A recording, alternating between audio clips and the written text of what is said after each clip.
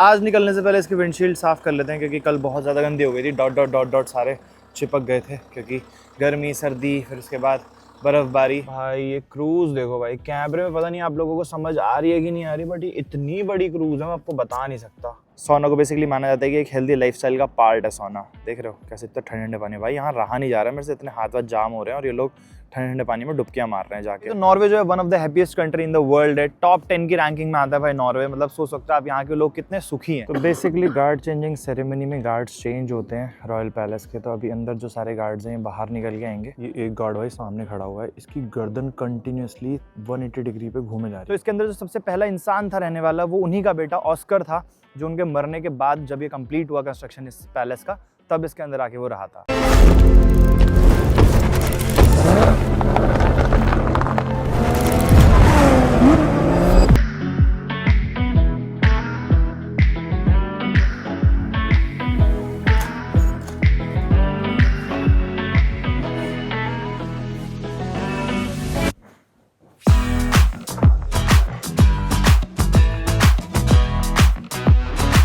तो ये है भाई आज का हमारा ब्रेकफास्ट इंक्लूडेड था हमारे स्टे में, बट हमारे लायक कुछ भी नहीं है। सिर्फ ये मान लो थोड़ी सी वेजिटेबल्स कौन खाता है ऐसे ब्रेकफास्ट में, ये नहीं समझ आया मुझे। तो खीरे लेके आऊँ उसको नहीं बोल रहा हूँ मैं, इसके अलावा भी लेट्स टोमेटोज ये सब कुछ पड़ा हुआ है और हमारे लायक कुछ भी नहीं है।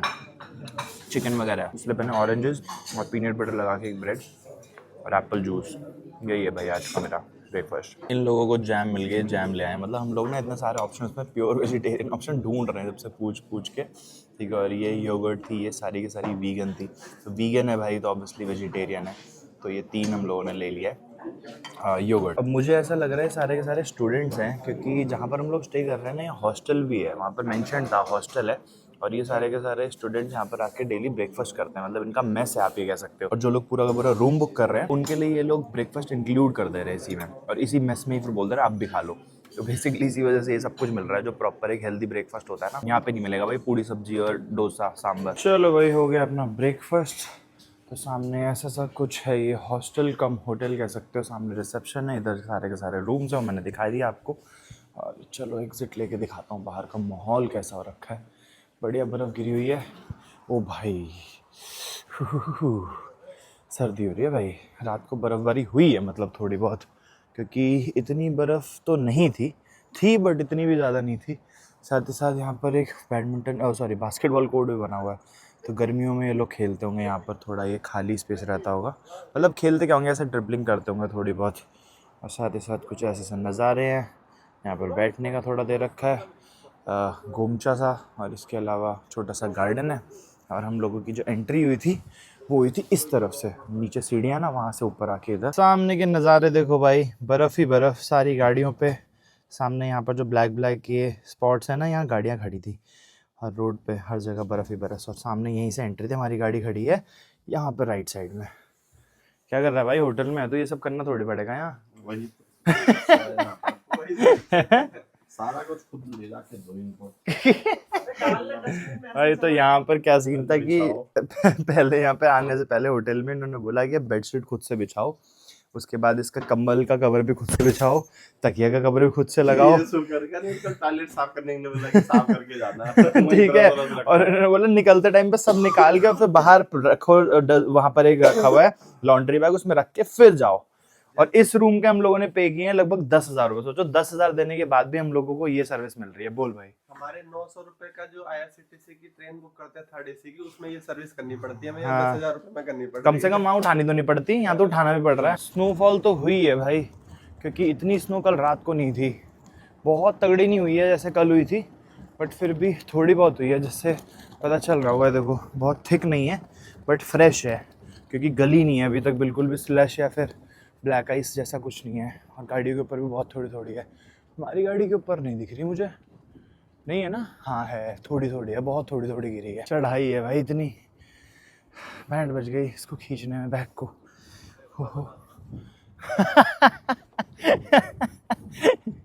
कह रहा शेरपा बना दिया मुझे। भाई शेरपा नहीं बन पाएगा तू, शेरपा बनने के लिए बहुत हिम्मत चाहिए।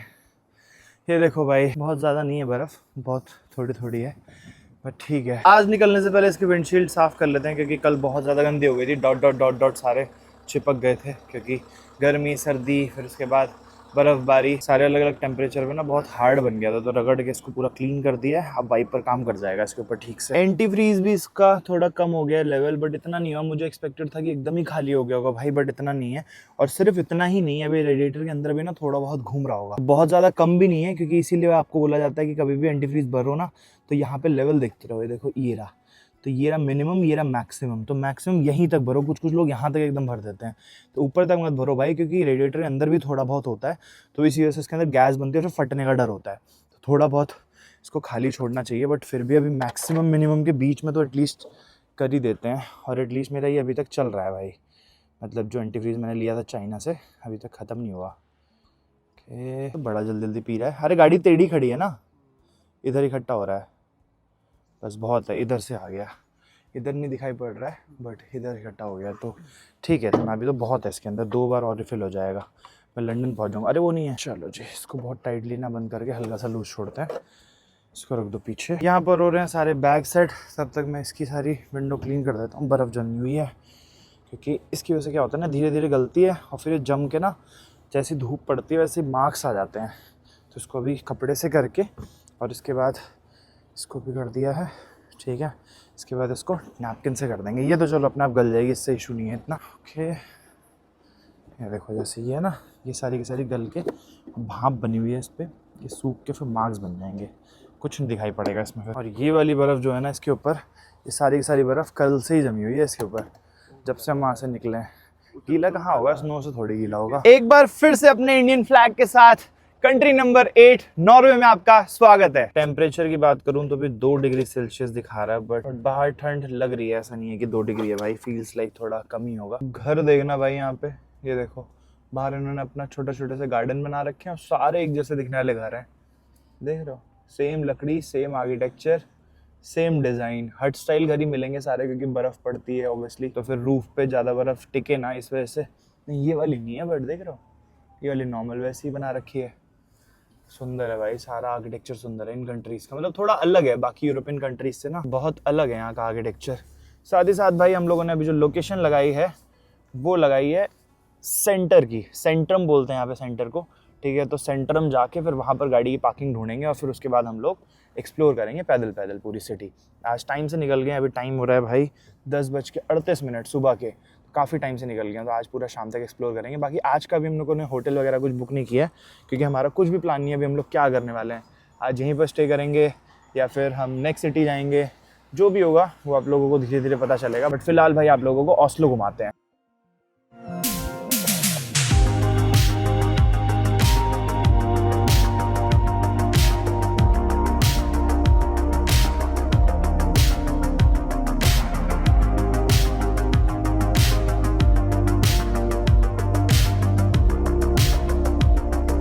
भाई मसूरी आ गए, ऐसा नहीं लग रहा मसूरी का एकदम व्यू है, ऐसी पहाड़ों पे काट काट के घर बना रखे हैं वहाँ पे भी, देखना ब्यूटीफुल भाई, बहुत सुंदर है भाई, नज़ारे हैं यहाँ पे ना। कल रात को सिर्फ लाइट्स नज़र आ रही थी, ये नहीं पता था कि इतने सुंदर सुंदर घर बना रखे हैं पहाड़ काट काट के, और ऐसी ऐसी टनल बीच बीच में आई जा रही है बैक टू बैक। अभी सिटी सेंटर जाने में सोचो हमारा टोटल 12-13 किलोमीटर था होटल से या हॉस्टल से, आप कह सकते हो, हमारा सिटी सेंटर, और उसी में इतनी टनल्स आ गए हैं, तीसरी टनल है शायद, और अभी आगे भी आएगी क्योंकि अभी भी 6-7 किलोमीटर बचा हुआ है। भाई ये क्रूज देखो भाई, कैमरे में पता नहीं आप लोगों को समझ आ रही है कि नहीं आ रही, बट ये इतनी बड़ी क्रूज है मैं आपको बता नहीं सकता।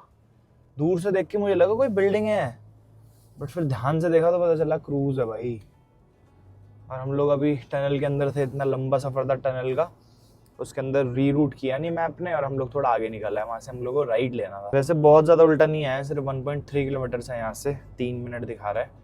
चल के वहाँ गाड़ी पार्क करेंगे फटाक से, और फिर उसके बाद अपना पैदल पैदल एक्सप्लोर करेंगे। लगभग वही 4-5 किलोमीटर में सब कुछ है। ये देख लो भाई, कुछ ऐसी सी है ऑस्लो सिटी। बेसिकली अभी हम सेंटर के आसपास ही हैं, तो पूरा सेंटर का एरिया ही मान सकते हो आप लोग। अभी फिलहाल मोटिव है हमारा पार्किंग ढूंढना भाई, क्योंकि सेंटर में पार्किंग महंगी मिलेगी। यहाँ पे राइट में है, कूप में डाल देते हैं। कूप में ऐसा लाउड नहीं होगा शायद, कुछ दिक्कत ना करते हैं वो लोग।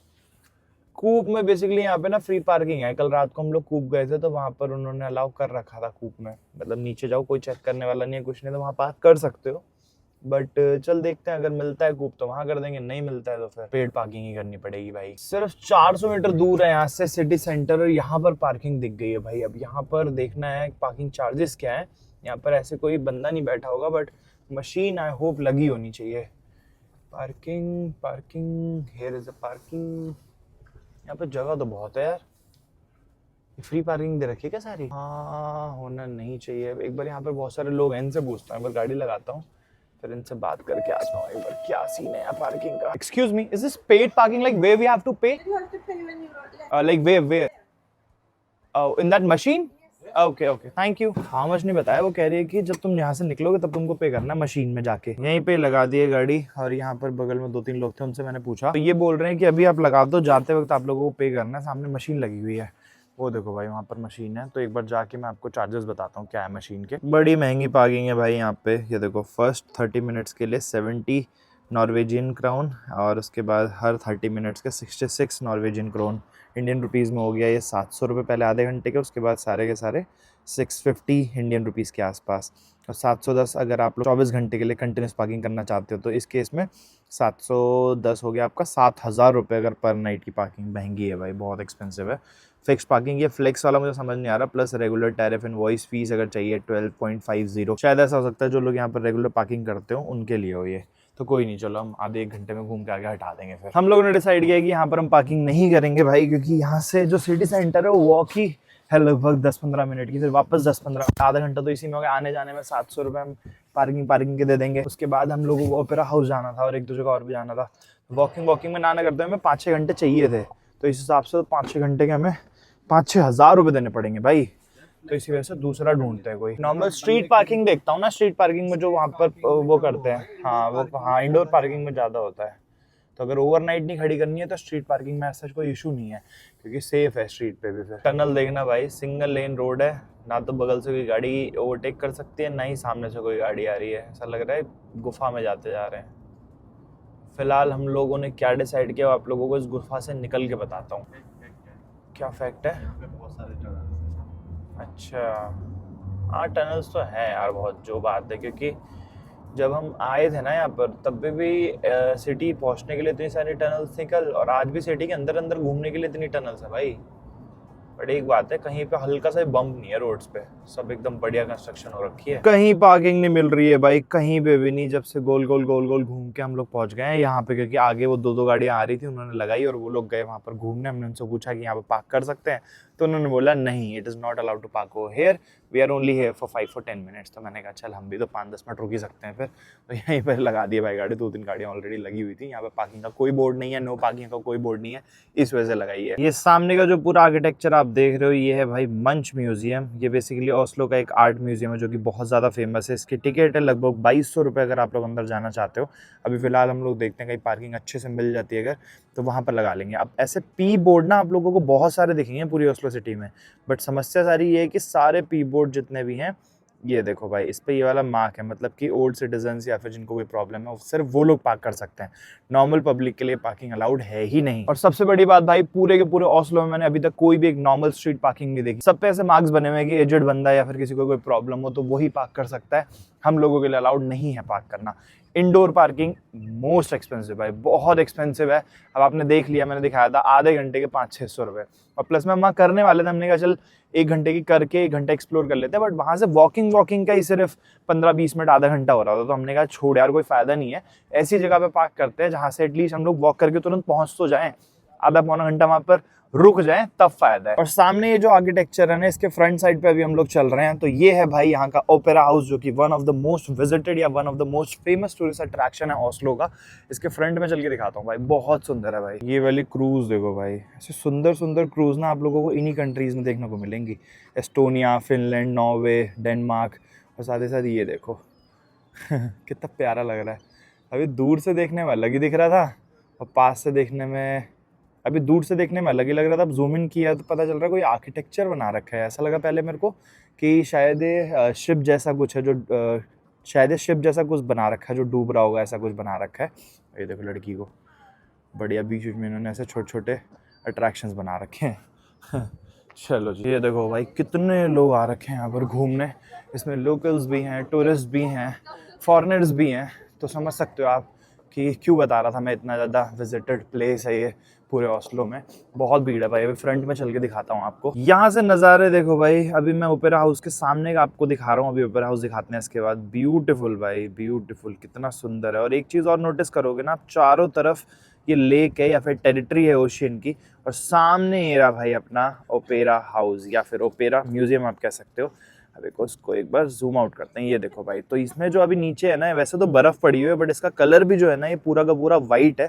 और इसका रीजन ये है कि इसको जब बनाया गया था तो ऐसा सोचा गया था कि ऐसा दिखना चाहिए आइसबर्ग पानी में से निकल रहा है, क्योंकि चारों तरफ पानी है। और अगर दूर से आप देखोगे ना तो इसका जो मार्बल है ना, ये देखो मार्बल ये वाला, इसके ऊपर तो बर्फ है बट ये वाला मार्बल है, जो ये मार्बल धूप पड़ते ही ना शाइन मारता है, तो दूर से ऐसा लगता है कि पूरा का पूरा आइसबर्ग पानी में से निकल रहा है।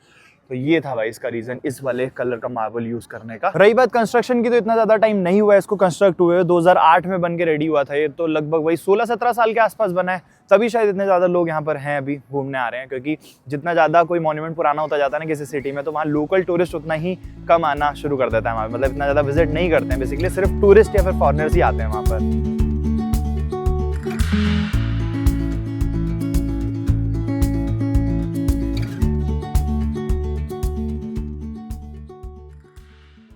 यहाँ पर देखो भाई सौना चल रहा है बढ़िया। जैसा कि मैंने आपको फिनलैंड में भी बताया था, सौना कल्चर बहुत ज़्यादा है यहाँ पर, और सौना का बर्थ प्लेस भी फिनलैंड है। Same goes for Norway. Norway में भी बहुत ज़्यादा बिलीव करते हैं भाई लोग सौना पे। सौना को बेसिकली माना जाता है कि एक हेल्दी लाइफस्टाइल का पार्ट है सौना। देख रहे हो कैसे इतना ठंडे ठंडे पानी, भाई यहाँ रहा नहीं जा रहा है मेरे से, इतने हाथ वाथ जाम हो रहे हैं और ये लोग ठंडे ठंडे पानी में डुबकियां मार रहे हैं जाके। और ये सामने जो स्टेयर्स देख रहे हो ना आप, तो बेसिकली पहले ही अलाउड था कि आप ऊपर तक जा सकते हो। अभी इस टाइम पे ये बंद है पूरा म्यूजियम, जिसकी वजह से यहाँ पर बैरिकेटिंग लगा रखी है, कोई भी इंसान ऊपर नहीं जा सकता अभी, ये देख रहे हो। तो इस वजह से सब लोग सिर्फ यहीं तक जा रहे हैं, तो हम भी चलते हैं भाई। वैसे बर्फ़ जो है मैंने आपको बता ही दिया कि बर्फ़ है बट वाइट मार्बल है, फिसल नहीं रहा। बट एटलीस्ट हम अभी सोच ही रहे थे दूर से देख के कि वहाँ तक लोग जा रहे हो, गलती से फिसल के कोई नीचे आ गया तो क्या होगा भाई। बट ऐसा नहीं है यार, ऐसे कोई नहीं फिसल पाएगा। चलो जी, कुछ फैक्ट्स की बात करूं भाई, तो नॉर्वे जो है one of the happiest country in the world है। टॉप 10 की रैंकिंग में आता है भाई नॉर्वे। मतलब सोच सकते हो आप यहाँ के लोग कितने सुखी हैं। और इसके पीछे ना बहुत सारे फैक्टर्स होते हैं जो मैंने रीड आउट किए। हैप्पीएस्ट कंट्री सिर्फ ये नहीं होता कि लोग वहाँ पर बहुत खुश हैं या फिर बहुत खुशहाल जिंदगी बिता रहे हैं। इट्स ऑल अबाउट कि वहाँ पर करप्शन जीरो है, पॉलिटिकल लेवल पे, पर्सनल लेवल पे, किसी भी लेवल पे वहाँ बेसिकली पब्लिक खुश है, अर्निंग से भी, खर्च करने से भी। जो यहाँ के सिटीजन्स हैं उनकी बात कर रहा हूँ मैं, क्योंकि ऑब्वियसली भाई टूरिस्ट तो आके यहाँ पर सोचेगा कि इतनी ज़्यादा महंगाई है, तो वो कहीं ना कहीं इतना ज़्यादा खुश नहीं होगा। बट जो यहाँ के सिटीजन्स हैं वो बहुत ज़्यादा खुश हैं। साथ ही साथ भाई लैंड ऑफ मिडनाइट सन बोला जाता है इसको, वो आप लोगों को पता ही होगा। मिडनाइट सन जिनको नहीं पता उनको बता दूं, तो बेसिकली यहाँ पर काफ़ी जगह ऐसी है नॉर्वे में, जैसे कि आप नार्विक जाओगे या फिर ट्रॉम्सो करके एक सिटी है, वहाँ जाओगे तो वहाँ पर 2-2, 2.5 महीने भाई सूर्यास्त, मतलब कि सनसेट होता ही नहीं है। समर्स की बात कर रहा हूँ। एंड विंटर्स में इन सारी कंट्रीज में आपको नॉर्दर्न लाइट्स देखने को मिलती है। सबसे बेस्ट जो नॉर्दर्न लाइट्स देखने को मिलती है वो नॉर्वे से देखने को मिलती है। इसी रीजन की वजह से यहाँ पर विंटर्स में भी बहुत टूरिस्ट होता है और समर्स में बहुत टूरिस्ट होता है, और दोनों टाइम पे ही पीक सीजन बोल सकते हो आप टूरिस्ट के लिए। बट ये होता है समर्स में ना, ये सिटीज में ज्यादा क्राउड मिलता है, क्योंकि नॉर्दर्न लाइट्स आपको समर्स में नहीं दिखती हैं, विंटर्स में दिखती है नॉर्दर्न लाइट्स। तो विंटर्स में सिटीज थोड़ी सस्ती हो जाती है। बट भाई सस्ता तो नहीं है। देखो सिटीज में भी मैं ऑस्लो में स्टे कर लिया, ये सीजन टाइम नहीं है ऑस्लो के लिए, उसके बावजूद भी इतना एक्सपेंसिव है। आप सोच सकते हो समर्स में आप यहाँ पर आओगे तो क्या हाल होगा भाई। एक बढ़िया फैक्ट अगर आपको और बताऊं ना, तो भाई नॉर्वे जो है ना one of the richest country in world है। मतलब यहाँ पर जितने लोग आप देख रहे हो, जो लोग घूम रहे हैं, इनमें जो भी नॉर्वेजियन है लगभग 100% लोग जो होते हैं ना वो मिलेनियर्स होते हैं। मतलब यहाँ गरीबी है ही नहीं भाई। इसी वजह से आप कहीं पे भी जाओगे तो वहाँ पर कोई भी चीज़ आपको सस्ती नहीं मिलेगी। बिस्किट का पैकेट ही क्यों ना हो या चॉकलेट ही क्यों ना हो, 350-400 रुपये से कम की कोई चीज़ नहीं है। कल मैं गया था इसलिए मैं आपको बता सकता हूँ। पर्सनल एक्सपीरियंस की बात कर रहा हूँ भाई। पानी की बॉटल से लेके छोटी सी चॉकलेट से लेके या फिर नॉर्मल बिस्किट का पैकेट या नॉर्मल नमकीन कुछ भी हो, मतलब 30-40-50 नॉर्वेजियन क्रोन से नीचे आपको कोई भी चीज़ नहीं मिलने वाली। और इसको अगर आप इंडियन रुपीज़ में कन्वर्ट करोगे तो ये हो जाता है भाई मल्टीप्लाइड बाय 9, सीधा सीधा 10 गुना मान लो कन्वर्जन रेट के साथ, तो सीधा 300-400-500 रुपए की बात कर रहा हूँ। एक चीज़ और बताऊँ ना आपको भाई, तो ऑस्लो में या पूरे नॉर्वे में आप कहीं पे भी किसी भी टूरिस्ट डेस्टिनेशन पे जाओगे ना, बैकग्राउंड में आपको लेक दिखेगी दिखेगी। और ऐसा नहीं है इनमें से कोई भी आर्टिफिशियल लेक है, सारी की सारी नेचुरल लेक्स हैं भाई। मोर देन 4.5 लाख लेक्स हैं भाई पूरी कंट्री में, 4.5 लाख लेक्स। सोचो भाई, हमारे उदयपुर को बोलते हैं ना इंडिया में सिटी ऑफ लेक्स, तो आप नॉर्वे को कंट्री ऑफ लेक्स बोल सकते हो। यहीं पे ही ओपेरा स्ट्रैंडा लिखा हुआ है, ठीक है। तो इसकी सारी की सारी हिस्ट्री लिखी है, अभी मैंने इसको कन्वर्ट की है, तो इसके ऊपर मैं स्क्रीनशॉट लगा दूंगा भाई, देख लेना कि क्या लिखा है इसकी सारी हिस्ट्री ओपेरा हाउस की। ये पूरा एरिया मुझे लग रहा है इन्हीं बर्ड्स के लिए, क्योंकि ये पूरी मिट्टी है और इस पर ना देखोगे तो इनके बर्ड्स के पैर के निशान छपे हुए हैं। पहले हम सोच रहे थे आईना है, बट फिर ये लेडी भी थी, इनसे पूछा इन्होंने, भाई ने तो ये कह रहे आ जाओ कोई इशू नहीं है, सब लोग आते हैं। तो भाई देखना इसका गर्दन देखो इसकी ज़रा बगुले की वाह भाई वाह वाह वाह, देख रहे हो कैसे से हैं और ये कितने सुंदर है भाई छोटे वाले, इनका फेस देखना पूरा ग्रीन और ब्लू कलर में है। देखो भाई तैर भी रहे हैं। हाँ हाँ अच्छा, हाँ मतलब इनमें से कोई बीमार पड़ेगा तो फिर उसको ट्रीट कर सकें। देखो भाई लॉक लगा रखा है इनके पैरों में और कोई नंबरिंग कर रखी है। बेसिकली इतने सारे हैं तो ढूंढना पड़े ना कि हाँ कौन सा बीमार है, किसको कौन सा इंजेक्शन दिया है, किसको खाना है। तो बेसिकली ये सारे प्रिजर्व कर रखे हैं, ऐसा नहीं है कि सारे मतलब फ्री छोड़ रखा है, ऑब्वियसली इनको कैद करके नहीं रखा हुआ, बट ऐसा भी नहीं है कि हाँ ओहो ये तो मेरे तरफ आ रहा है भाई चलो जी, यहाँ पर पार्किंग करने की हम लोगों को नीड नहीं पड़ी। अब हम लोग यहाँ से निकल रहे हैं अपनी नेक्स्ट डेस्टिनेशन के लिए, जो कि है रॉयल पैलेस। बड़ा ही फेमस पैलेस है भाई यहाँ पे ऑस्लो में। तो अभी फिलहाल जा रहे हैं रॉयल पैलेस, उसके पास ही यहाँ का ना सिटी हॉल भी है, सिटी हॉल भी बहुत फेमस है। तो ये दोनों जगह कवर करके हमने भी लगभग आधा घंटा यहाँ बैठ के प्लानिंग करी है। तो क्या प्लानिंग करी है वो आपको वहीं पर बताऊँगा, गाड़ी में सारी चीज़ें नहीं बतानी चाहिए भाई, पहले वहाँ पर गाड़ी पार्क कर लेंगे, क्योंकि यहाँ पर तो भाई पार्किंग की नीड नहीं पड़ी, क्योंकि पार्किंग बहुत एक्सपेंसिव है भाई, देख लिया आपने। तो यहीं पर ही हमारा काम बन गया, वहाँ पर ऑलरेडी 2-3 लोगों ने लगा रखी थी, हमने भी लगाई और बढ़िया एक्सप्लोर कर लिया। अब बट जहाँ जाएंगे हम रॉयल पैलेस वो और सेंटर में सिटी के, तो मुझे नहीं लगता वहाँ पर मिल पाएगी पार्किंग, क्योंकि स्ट्रीट पार्किंग देख ही लिया आपने। यहाँ पर आधे से ज़्यादा भी क्या लगभग सारी पार्किंग जो है ना वो हैंडीकैप या फिर ओल्ड सिटीजन्स के लिए हैं, तो इस वजह से हम लोगों को नहीं मिल रही थी। बाकी इंडोर बहुत महंगी है, वो हम अफोर्ड नहीं कर सकते, तो इसलिए हमने सोचा कि ये लोग बैठ जाएंगे गाड़ी में और मैं जाके शूट कर लूँगा।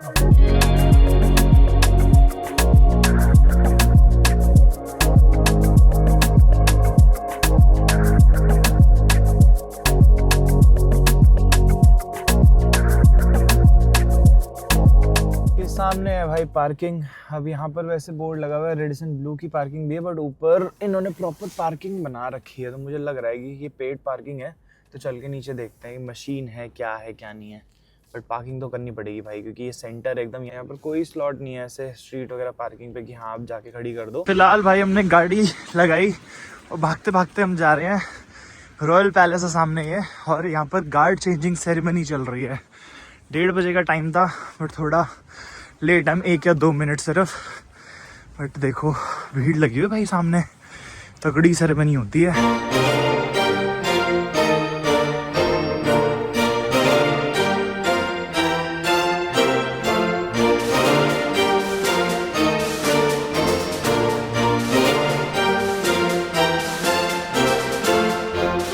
बेसिकली गार्ड चेंजिंग सेरेमनी में गार्ड्स चेंज होते हैं रॉयल पैलेस के। तो अभी अंदर जो सारे गार्ड्स हैं बाहर निकल के आएंगे, ये देखो आ रहे हैं ना, ये सारे के सारे नए गार्ड्स हैं, और ये जो अभी तक ड्यूटी पे थे ये सारे के सारे अंदर जाएंगे।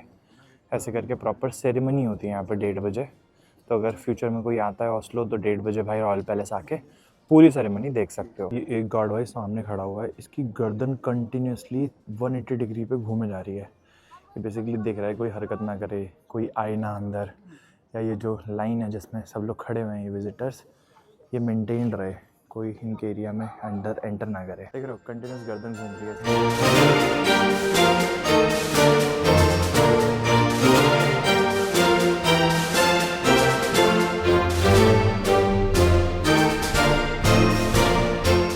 तो लो भाई सेरेमनी हो चुकी है लगभग कंप्लीट। ये सारे गार्ड्स आ गए यहाँ फ्रेश ड्यूटी पे दोपहर के 1:30 बजे, और यहाँ पर सारे गार्ड चले गए अंदर और इन्होंने कर दिया दरवाज़ा बंद। तो गार्ड चेंजिंग सेरेमनी हो चुकी है भाई ख़त्म। अब आप लोगों को कुछ इंटरेस्टिंग फैक्ट्स बता देता हूँ इस पैलेस के, रॉयल पैलेस के। तो बेसिकली रॉयल पैलेस जो है ना ये बनाया गया था किंग चार्ल्स 3 के लिए, बट एक्चुअल में बताऊँ तो वो कभी रह ही नहीं पाया इस पैलेस के अंदर, मतलब ये कंप्लीट ही नहीं हो पाया था, इसकी कंस्ट्रक्शन कंप्लीट ही नहीं हो पाई थी उनकी डेथ तक। तो इसके अंदर जो सबसे पहला इंसान था रहने वाला वो उन्हीं का बेटा ऑस्कर था, जो उनके मरने के बाद जब ये कंप्लीट हुआ कंस्ट्रक्शन इस पैलेस का तब इसके अंदर आके वो रहा था। इस पैलेस के अंदर टोटल 173 रूम्स है भाई, तो सोच सकते हो आप कितना बड़ा पैलेस है। साथ ही साथ एक चैपल भी है रॉयल इवेंट्स को होस्ट करने के लिए। तो चैपल बेसिकली आप समझ सकते हो कि एक बहुत बड़ा हॉल है जो वर्शिप करने के लिए, या फिर आप कैथीड्रल टाइप इसको कंसिडर कर सकते हो। अब ये नए गार्ड आ गए हैं भाई, अभी फ्रेश होंगे, बढ़िया 12 घंटे की ड्यूटी करेंगे क्योंकि हर 12 आवर्स पे चेंज होते रहते हैं गार्ड। अब ये बढ़िया फ्रेश होके अभी आए हैं। अब रात को फिर से 1-1.5 बजे या शायद 6-7 घंटे बाद जब भी इनकी ड्यूटी चेंज होगी, तो ये टाइम टू टाइम चेंज करते रहते हैं। गार्ड चेंजिंग सेरेमनी होती है प्रॉपर। एक इंटरेस्टिंग चीज़ और बताता हूँ जो आपको मैं बताना भूल गया। इस पैलेस के अंदर ना एक बर्ड रूम है जो बेसिकली बहुत ही इंपॉर्टेंट पार्ट है इस पूरे पैलेस का, और उसको पूरा सजाया गया है भाई नेचर बेस्ड थीम से रिलेटेड। और उसके सीलिंग पे ना एक रॉयल ईगल लगाई गई है। तो वो रॉयल ईगल कैसी दिखती है उसकी पिक्चर आई होप मैं डाल दूंगा, अगर मुझे मिल गई तो आप देख ही पा रहे हो। अगर नहीं मिली होगी तो भाई सो सॉरी फॉर दैट। अभी मैंने गूगल पे पढ़ा कि नॉर्मल विजिटर्स क्यों नहीं अलाउड है, पब्लिक क्यों नहीं अलाउड है इसके अंदर, क्योंकि कहीं कहीं पे लिखा अलाउड है, कहीं कहीं पे लिखा नहीं अलाउड है। तो गूगल पे आ रहा है भाई कि समर्स में ये ओपन होता है गाइडेड टूर के लिए। नॉर्मली आप नहीं घूम सकते हो विदाउट गाइड, गाइड आपको लेना ही पड़ेगा, और सिर्फ समर्स में आप अलाउड हो अंदर विजिट करने के लिए, विंटर्स में नहीं। तो अभी विंटर चल रही है, इस वजह से भाई बंद हो रखा है। पैलेस के सामने के नज़ारे देखोगे भाई तो ब्यूटीफुल भाई ब्यूटीफुल। सामने यहाँ पर एक बहुत ही बड़ा जाइंट व्हील दे रखा है, अगर आपको सिटी व्यू लेना है अगर टॉप से तो वो भी ले सकते हो, एरियल व्यू बेसिकली। यहाँ पर बहुत सारे लोग चलते आ रहे हैं। भीड़ देखो भाई, देख रहे हो भयंकर भीड़ भाई। किसी भी टूरिस्ट डेस्टिनेशन पे यूजुअली मेरे को बाहर आउट ऑफ इंडिया इतनी भीड़ देखने को मिलती नहीं है, यूरोप में खासकर। सामने यहाँ ट्रैम जा रही है और पूरा सिटी टूर मिल रहा है यहाँ से। मतलब ये बेसिकली जगह जो है वो नीचे है, सामने पहाड़ी पे अलग से है सारे घर वर। बढ़िया भाई, सुंदर भाई, अति सुंदर नज़ारा। इसके सामने फोटोज वगैरह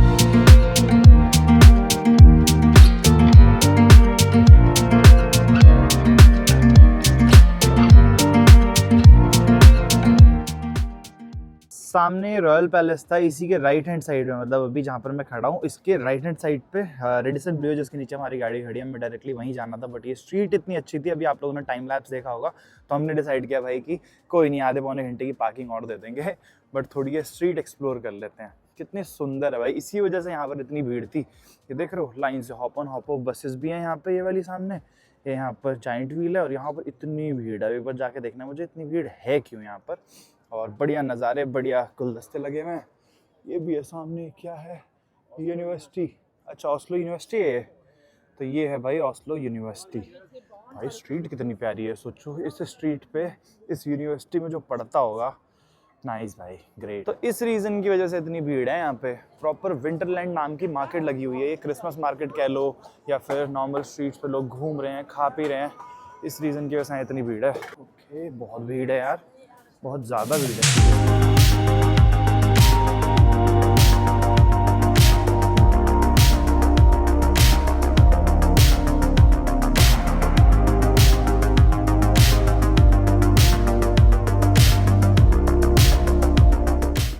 ये है पूरा सेंटर, इस तरफ वो वाली पूरी स्ट्रीट है जिससे अभी हम लोग आए हैं। इतनी ज़्यादा भीड़ है इसमें, देख सकते हो। इसके बगल में स्ट्रीट है, ये पूरी लगभग खाली है। इसके बगल में स्ट्रीट है, ये भी लगभग पूरी भरी पड़ी है। और यहाँ से मेन स्ट्रीट जाती है सीधा वहाँ पर ओशियन शोर के पास। भाई ब्यूटीफुल भाई, सुंदर। और यहीं पर इंडियन रेस्टोरेंट है भाई, खा के जा रहे हैं हम लोग। हमने कहा बाद में क्या ही रोकनी गाड़ी, फिर उसके बाद सीधा हम निकलेंगे हमारी 9th कंट्री की तरफ जो कि है डेनमार्क।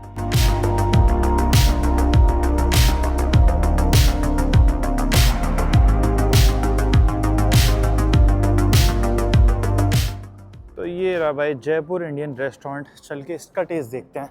वैसे तो नॉर्वे बहुत एक्सपेंसिव है, कल एक इंडियन रेस्टोरेंट में हम गए थे, मैंने आप लोगों को बताया था प्राइस वहाँ का, तो एक्सट्रीम एक्सपेंसिव था।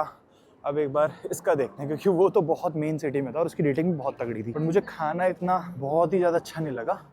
अब इसका देखते हैं कि कैसा है टेस्ट वगैरह। हाथ जाम हो गए भाई, भयंकर ठंड है। तो ये है भाई जयपुर इंडियन रेस्टोरेंट, और यहाँ पर एंट्री लेते हैं हमें पता चला कि यहाँ पर बढ़िया बुफ़े चल रहा है, मतलब बुफ़े सिस्टम इन्होंने कर रखा है। तो बुफ़े में राइस था, छोले थे, और ये आलू पालक, और ये मिक्स वेज, साथ में पकौड़े, रायता, सैलड और सेवइयाँ स्वीट डिश में। और इसका ये चार्ज कर रहे हैं 175 करोड़, जो कि इंडियन रुपीज़ में हो जाता है आपका 1700 रुपये पर पर्सन। इसमें ब्रेड्स इंक्लूड नहीं है, तो हम लोगों ने नान अलग से ऑर्डर कर लिए हैं। तो यार कल इतना महंगा खाया था, बताओ 6000 का बिल आया था, उसमें भी थोड़ा रोक के खाना पड़ रहा। ठीक है, तो ये ज़्यादा सही ऑप्शन लगा मेरे को कि थाली ले लो, और इसके साथ अपने रोटी ऑर्डर कर लो। लगभग उतना ही प्राइस पड़ेगा, बट आपके पास अनलिमिटेड ऑप्शन और बहुत सारी वैरायटी है। इस वाले इंडियन रेस्टोरेंट में भाई भीड़ अच्छी खासी है, देख रहे हो। और इसका रीज़न सिर्फ ये है क्योंकि ये बहुत ही मेन स्ट्रीट पे है, मतलब यहाँ पर लोग घूमने आते हैं तो खाना खा के ही जाते हैं। फिर चलो भाई, खाना वाना हो गया, निकलते हैं यहाँ से गाड़ी की तरफ। पार्किंग का भी अमाउंट हमारा बहुत बढ़ गया होगा भाई। चलो, बाहर का मौसम भाई साहब अंधेरा हो गया है वापस से, अभी तक थोड़ा उजाला तो था कम से कम। अब वही 3:20 अराउंड हो गया है, तो सनसेट का टाइम भी। एक मिनट, ओके, ये तो बैक साइड पे आ गए हम। अच्छा नहीं, इधर ही साइड आए थे। ये वाली वैसे स्ट्रीट है, मेन स्ट्रीट जो रोमिंग स्ट्रीट है ना, वो ये वाली है। तो ये था भाई Indian restaurant, Jaipur Indian restaurant. इसकी एंट्री इस साइड से थी, ये देखो यहाँ पे लिखा है ना जयपुर इंडियन रेस्टोरेंट, इधर से इसकी एंट्री थी। खाने के टेस्ट की बात करूँ भाई, तो मुझे पर्सनली इतना ज़्यादा अच्छा नहीं लगा, ठीक था बट ओवर प्राइस था। 1750 रुपये के हिसाब से टेस्ट इतना कुछ खास नहीं लगा मेरे को। अब इसके अलावा अगर 3-4 लोग आप होते हो तो बुफे मत लो, नॉर्मल आके भी अगर ऑर्डर करते हो ना 2-3 डिशेस तो शायद वो ठीक होता। बट दूसरों की टेबल्स पे मैंने मेन कोर्स देखा था, वो मुझे इतना खास देखने में वैसे भी नहीं लग रहा था। बाकी सामने देखो भाई नज़ारे, भाई नज़ारे, रात होती पूरी स्ट्रीट चमक रही है। कितने लोग हैं भाई, कितने लोग इस पर रोम कर रहे हैं, देख रहे घूम रहे हैं बढ़िया।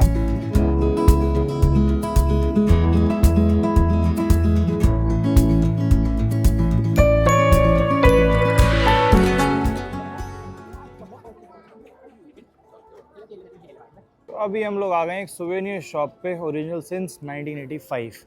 यहाँ पर चल के एक फ्रिज मैग्नेट लेते हैं भाई, वरना ये रह ही जाएगा, क्योंकि हम लोग आज एग्जिट करने वाले हैं नॉर्वे से। देख लो भाई यहाँ पर है ना, बट ये वाले तो बड़े बेसिक्स हैं। सामने वहाँ है बढ़िया, उस पर चलते हैं। ये देखना भाई भालू जैसा क्या बना रखा है। जाओ जाओ जाओ यार, आप लोग जाओ, मेरी वैसे मत खड़े रहो, मैं तो दिखाता ही रहूँगा ये सब। देखना इसका मुँह कहाँ है, वैसे ही है भाई। ये देखो भाई डियर, ऐसा नहीं लग रहा एकदम असली डियर ला के खड़ा कर दिया यहाँ पे। अब कैमरे में तो आपको समझ में भी नहीं आ रहा होगा, एक्चुअल में सामने से लग रहा है एकदम रियल हो भाई, एकदम रियल। तो ये 89 का है भाई, इंडियन रुपीस में हो गया। This one okay okay okay, in Indian rupees I think. या okay, thank you.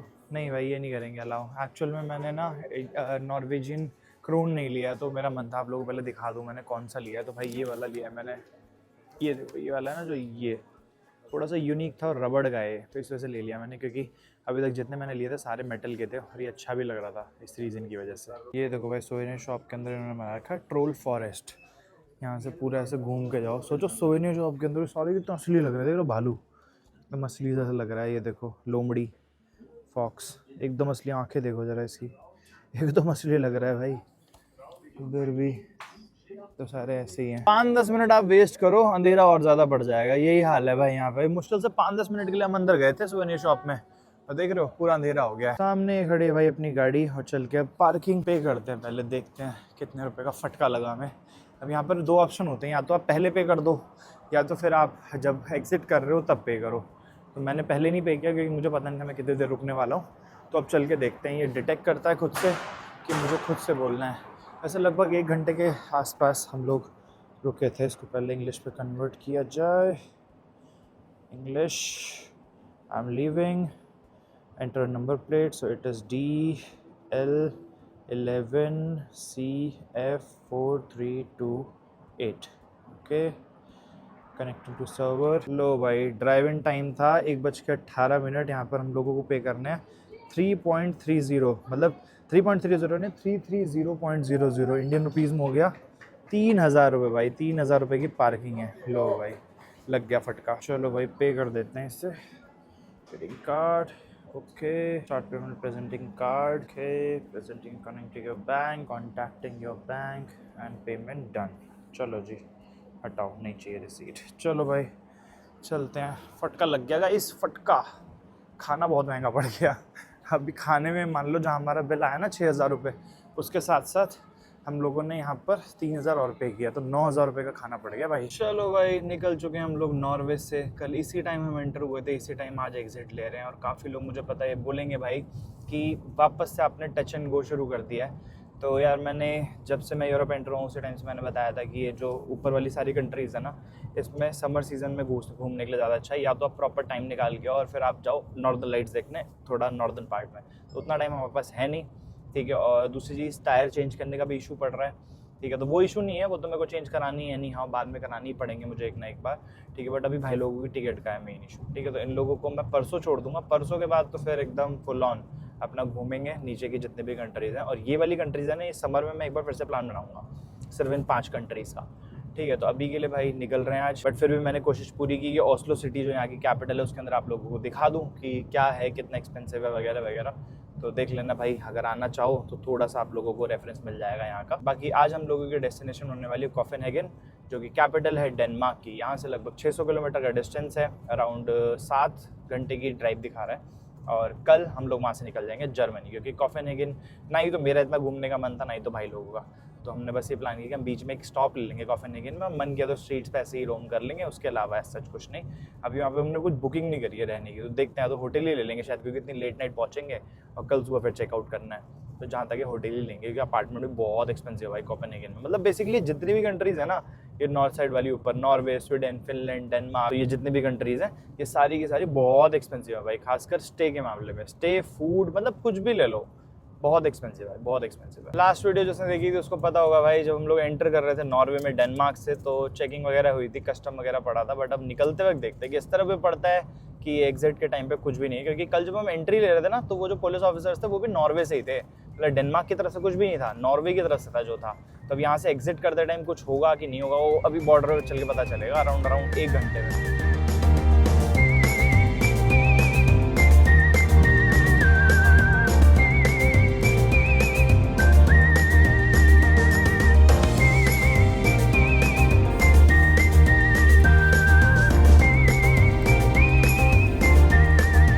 Time for fuel up. Last जो डीजल हमने फुल कराया था वो स्वीडन में कराया था, और आप लोगों को बता दूं भाई, we have entered Sweden again. हम लोग स्वीडन एंटर कर चुके हैं, और इसका मीटर का है, ये रहा भाई मीटर, यहाँ पर प्राइस देख सकते हो आप। डीजल का है 17.94, 170 पॉइंट कुछ, 196 लीटर रुपीज़ पर लीटर था वहाँ पे अपना नॉर्वे में। आ भी रहा है, चल क्यों नहीं रहा यार? ओ, ये शायद यहाँ पे मशीन वाला है क्या ये भी? हाँ, कैश वाला दूसरा है शायद। यहाँ पे पहले कार्ड लगाना पड़ेगा। हाँ, तो यहाँ पर पहले कार्ड लगाओ, उसके बाद अमाउंट डालो। शायद अमाउंट डालना है कि वो ये बोलेगा वीज़ा क्रेडिट पिन डालने से अमाउंट तो पूछा नहीं यार, ये सीधा डिडक्ट करेगा क्या उतना अमाउंट? लेट्स वेट, कुछ हुआ ही नहीं। अच्छा, ये मशीन चालू कर दी क्या इन्होंने? यहाँ पर तो पता नहीं क्या लिखा हुआ आ गया यार। चलो भाई, मैं आ गया हूँ पीछे अब, क्योंकि मुझे होटल्स वगैरह थोड़े देखने हैं। कोपेनहेगन जाने का प्लान था, बट वहाँ से हमें सुबह सुबह जाके फेरी लेनी है जर्मनी के लिए, क्योंकि बाय रोड रूट ना बहुत लंबा है साइड से, तो वहाँ से सिर्फ 2 घंटे की फेरी है, तो हम वो भी कर सकते हैं, ठीक है। और मैंने बाकी लोगों से पूछा जो लोग ये रूट पर चुके हैं, सब ने मेरे को यही बोला कि आप फेरी लेके चले जाओ, वो बेटर ऑप्शन है, ठीक है। बट अभी हम थोड़े और देख रहे हैं रूट्स और कौन कौन से, क्योंकि यहाँ से हम जाएँ कोपेनहेगन, फिर वहाँ से उस पे पोर्ट पे जाएँ, फिर वहाँ से जर्मनी पोर्ट, फिर वहाँ से बर्लिन, तो बहुत लंबा पड़ रहा है। तो हमने एक ऑप्शन देखा, यहाँ से एक पास में एक पोर्ट है, पास तो नहीं है, वो भी दूर ही है, but as compared to Copenhagen फिर कल सुबह जाना, यहाँ से वो पास है, और पोर्ट पे जाके स्टे कर लें, तो कल सुबह सुबह की फेरी लेके हम शाम तक बर्लिन पहुंच सकते हैं। तो ऐसा से कुछ प्लान हो रहा है। अभी मैं देखता हूँ, अगर होटल है नहीं है वहाँ पे, तो इसी वजह से मैं आराम से बैठ गया, ड्राइविंग भाई कर लेगा, और मैं एक बार ये सारी R&D करके बुकिंग वगैरह कर दूंगा। वापस से आ गया हूँ भाई मैं ड्राइविंग सीट पे। यहाँ से डिस्टेंस बचा है वो लगभग है 150 किलोमीटर के आसपास, 1 घंटा 40 मिनट दिखा रहा है। 11:16 में पहुँच जाएंगे। ये सामने गाड़ी जा रही है, इसकी लाइट देखो, ऐसा नहीं लग रहा स्कॉर्पियो है। ऐसी गाड़ियाँ ना पीछे से यहाँ पर रिजेंबल्स लाइक इंडियन कार्स, तो मैं बीच में बताता रहता हूँ। हाँ, तो मैं वही कह रहा था कि मैंने ओनर से बात कर ली थी, तो उन्होंने बोला था 11:30 तक चेक इन है। मैंने उनको बोला था कि मैं 11 बजे तक पहुँच जाऊँगा। उन्होंने ऑलरेडी मुझे सारी इंस्ट्रक्शन शेयर कर दी है कैसे एक्सेस करना है अपार्टमेंट। रास्ते की बात करूँ तो जब हम लोग स्वीडन से नॉर्वे जा रहे थे ना, उस टाइम पे आप लोगों को मैंने दिखाया था दोनों तरफ पहाड़ी पहाड़, मतलब बेसिकली बहुत ही सीनिक व्यू था लेफ्ट और राइट साइड पे। बट ड्राइविंग थोड़ी सी मुश्किल थी वहाँ पर, क्योंकि बर्फ़ जमी हुई थी। बट अभी जब से हम लोग निकले ना, बहुत थोड़ा सा ही रास्ता वन वे का था, वन वे भी नहीं था शायद, मतलब वो हाईवे ही था, बट उसके अलावा ऐसा नहीं था कि बर्फ़ जमी हुई है या फिर बहुत ज़्यादा अगल बगल आप लोगों को वैसा सीनिक व्यू मिलेगा। बट हाईवे अच्छे वहाँ से बने हुए थे। बट अभी जो ये एक्सप्रेस वे हम लोगों ने पकड़ रखा है ना, ये है E65 एक्सप्रेस वे। बेसिकली यहाँ पर नंबरिंग दे रखे है। जब हम लोग आए थे तो E18 से आए थे ना, E6 और E18 दो पड़े थे, ठीक है। और अभी हम लोग जो वापस जा रहे हैं E65 है, E6 पे चल रहे हैं। और E6 हाईवे पूरा का पूरा ऐसे है भाई, डबल लेन। 1 मिनट जरा, आप लोगों को पता नहीं कैमरे पे समझ आ रहा है कि नहीं आ रहा है, 1 मिनट इसका ये देखो भाई, बढ़िया हाईवे एकदम, ठीक है, एकदम सही स्पीड मेंटेन हो रही है यहाँ पर। 110 120 के आसपास में प्रॉपर क्रूज कर रहा हूँ, तभी इस पे दिखा रहा है कि 147 किलोमीटर के सिर्फ 1 घंटे 38 मिनट। तो ठीक है भाई, पहले हमें लगा था कि सिंगल लेन रोड होगी, कहीं परेशान ना हो जाए हम लोग, बट ऐसा नहीं हुआ। मुझे टुंग टुंग टुंग टुंग बीच में करता रहता है, क्योंकि पीछे की जो सीट बेल्ट है ना, वो अगर फैसन ना हो रखी हो तो फिर टुंग टुंग टुंग टुंग करता है। और बीच वाली सीट बेल्ट इसकी नहीं हो रखी है, क्योंकि सामान पूरा लदा पड़ा है पीछे सीट पे, तो ये भी थोड़ी देर में बंद हो जाएगा। So welcome guys, welcome to country number 9 Denmark. Denmark हम एंटर कर चुके थे, कोपेनहेगन नहीं जा रहे हैं हम लोग, अभी फिलहाल अपने स्टे पे जा रहे हैं, जो कि पोर्ट ऑफ आप कह सकते हो कोपेनहेगन तो नहीं बोलूंगा, कौन सा पोर्ट था ये, नाम याद है किसी को? चलो मैं नीचे लगा दूंगा, पढ़ लेना यार कौन सा पोर्ट था। बेसिकली उससे लगभग 20 मिनट दूर हम लोगों ने एयरबीएनबी देख लिया था। तो अभी ये लेफ्ट और राइट साइड में पूरा गांव का रास्ता देख रहे हो, और अभी मैंने इसीलिए फॉग लैंप्स भी ऑन करेंगे। फॉग लैंप्स बंद कर दो ना तो ऐसा दिखाई पड़ेगा, देख लो। अब ये फॉग लैंप्स की मदद से थोड़ी विजिबिलिटी अच्छी है, और हमने लोकेशन लगा रखी है, यहाँ से सिर्फ 20 मिनट दूर है, और पूरा गाँव देहात का एरिया है, देख रहे हो। लेफ्ट और राइट साइड में सिर्फ खेत ही खेत हैं, बीच बीच में राइट हैंड साइड पे, लेफ्ट हैंड साइड पे छोटे छोटे घर आ रहे हैं, जैसे लाइट आपको जलती हुई दिख रही होगी, तो ये छोटी छोटी हर्ट शेप घर है, ठीक है। और ऑफिशियल वेलकम हो चुका है भाई डेनमार्क में। कोपेनहेगन इसकी कैपिटल है। कोपेनहेगन हम लोग नहीं जा रहे, क्योंकि थोड़ा सा ऑपोजिट पड़ रहा था वो, ठीक है, और हम लोगों को जर्मनी एंटर करना था, तो इस वजह से हमने सोचा कि फेरी लेनी है, तो अब जाके कोपेनहेगन रुके घूम पाएंगे नहीं, कल हमारी फेरी है, तो फिर फालतू में वहाँ से फिर 2 घंटे दूर यहाँ पर, और इससे अच्छा है आज जाके सीधा पोर्ट के पास ही अच्छे से एयरबीएनबी में स्टे करते हैं, और कल सुबह अपना बढ़िया उठ के सीधा खाना पीना खा के और सीधा बैठ जाएंगे फेरी पे।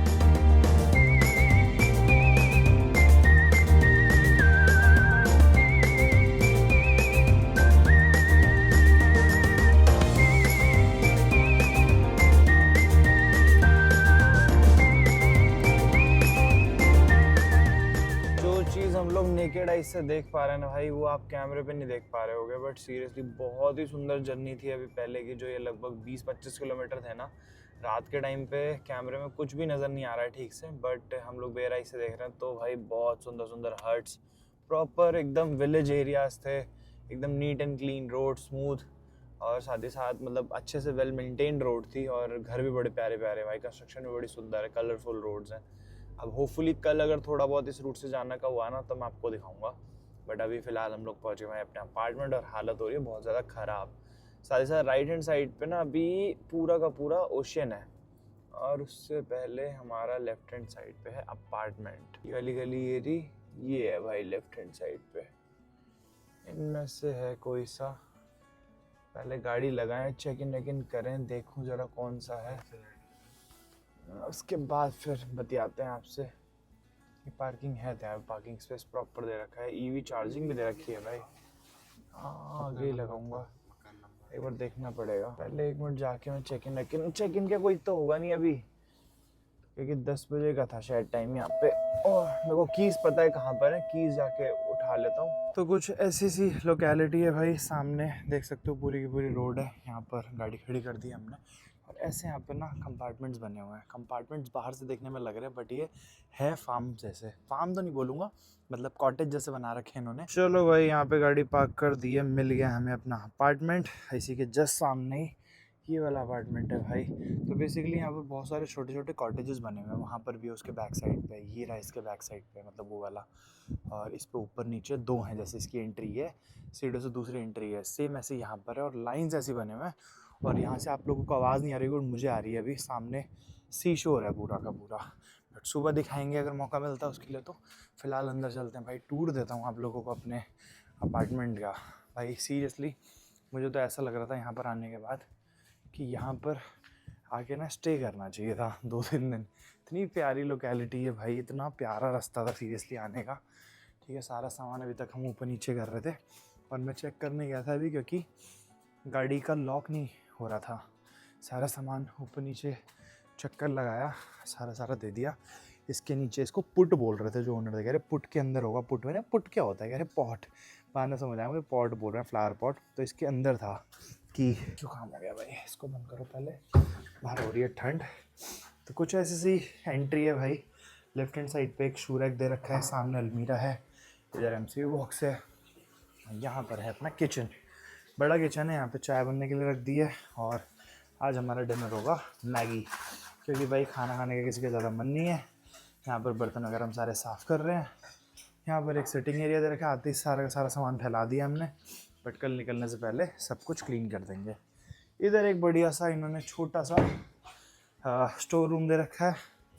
यहाँ पर है भाई, सॉरी तो वो लाइट थी, ये देखो भाई, ये है वॉशरूम, नीट एंड क्लीन। सामने ये रहा मैं। यहाँ पर वॉशिंग मशीन भी दे रखी है। और ये गर्म हो रहा, नहीं गर्म नहीं हो रहा है यहाँ पर, गर्म पानी नहीं आ रहा ना, गर्म पानी भी नहीं आ रहा क्योंकि बंद पड़ा हुआ था पूरा। यहाँ पर पॉट है, नहाएंगे कैसे यार सुबह। यहाँ शावर एरिया बढ़िया दे रखा है, वॉश बेसिन है यहाँ पर। भाई ये बढ़िया वॉशरूम, नहाने वाला था बट नहा नहीं पाएंगे क्योंकि गर्म पानी है ही नहीं। और यहाँ से सीढ़ियाँ जाती हैं ऊपर बेडरूम के लिए। ये देखो भाई, कुछ ऐसा सा बेडरूम है। यहाँ पर एक डबल बेड है, यहाँ पर एक बंक बेड है, मतलब 2 लोगों के लिए। तो 4 लोगों के लिए काफ़ी अच्छी प्रॉपर्टी लगी भाई मुझे ये। और इस प्रॉपर्टी के लिए हमने पे किया है मात्र 8100 रुपीज़। वैसे मात्र नहीं है, ये थोड़ा ज़्यादा ही ऑब्वियसली अगर आप इंडिया से कंपेयर करोगे तो, बट भाई यहाँ के यूरोप के हिसाब से और डेनमार्क के हिसाब से बहुत सस्ता है क्योंकि बहुत दूर है सिटी से और शोर के पास है। क्योंकि यहाँ से कल हमें सिर्फ 20 मिनट दूर जाके हमारी फेरी मिलने वाली है। तो खत्म करते हैं भाई इस वीडियो को। आई होप ये ब्लॉग आपको अच्छा लगा होगा, पसंद आया होगा तो लाइक कर देना। चैनल का कंटेंट अगर अच्छा लग रहा है तो सब्सक्राइब के बिना मत जाना। मैं मिलता हूँ आपसे नेक्स्ट वीडियो में। Till then good bye.